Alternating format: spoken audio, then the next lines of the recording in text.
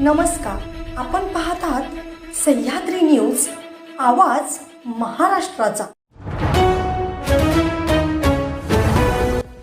नराधमाला कोणताही पश्चाताप नाही। अत्याचारानं हत्येनंतरही केलं धक्कादायक कृत्य। कल्याणमध्ये 13 वर्षाच्या अल्पवयीन मुलीवर अत्याचार करून तिची हत्या करण्यात आल्याचा धक्कादायक प्रकार घडला होता। आरोपी विशाल गवळी याने कल्याण पूर्वच्या कोळसेवाडी परिसरामध्ये हे दुष्कृत्य केलं आणि मुलीचा मृतदेह कल्याण भिवंडी मार्गावरील बापगाव भागातल्या कब्रस्तानमध्ये टाकला।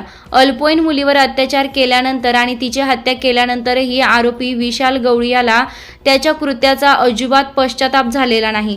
विशाल गवळी याने मुलीचा मृतदेह कब्रस्तानमध्ये टाकल्यानंतर अंधारवाडी परिसरातल्या एका वाईन शॉपमध्ये त्याने दारू विकत घेतली। या वाईन शॉपचं सीसीटीव्ही आता समोर आलंय। अल्पवयीन मुलीसोबत केलेल्या कृत्याचा त्याच्या चेहऱ्यावर पश्चातापही नव्हता। दरम्यान या प्रकरणातला आरोपी विशाल गवळी याला पोलिसांनी शेवगावमधून ताब्यात घेतलंय।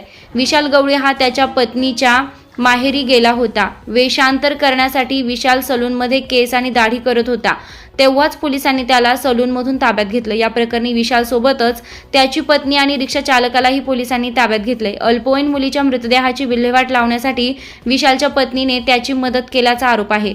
ज्या रिक्षातून अल्पवयीन मुलीचा मृतदेह बापगावला नेण्यात आला त्या रिक्षा चालकालाही पोलिसांनी ताब्यात घेतलं आहे। तर दुसरीकडे विशाल गवळी याने 3 लग्न केल्याची धक्कादायक माहितीही समोर येत आहे।